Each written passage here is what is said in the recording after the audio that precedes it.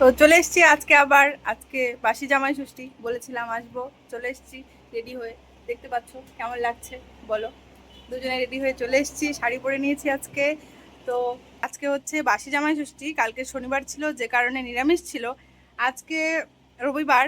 তো রবিবারে যেটুকু পেরেছে আর কি, আমার মা যেটুকু আয়োজন করতে পেরেছে সেটুকুই জামাইকে খাওয়ানোর চেষ্টা করেছে। তো আজকে দেখাবো জামাইয়ের মেনুতে কি কি আছে।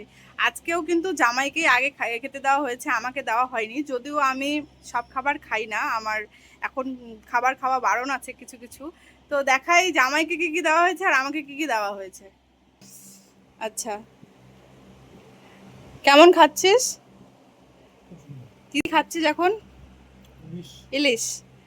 আচ্ছা, মেনু তো দেখতেই পাচ্ছ মেনু কি কি আছে, আমি ডিটেলস তাও বলে দেব।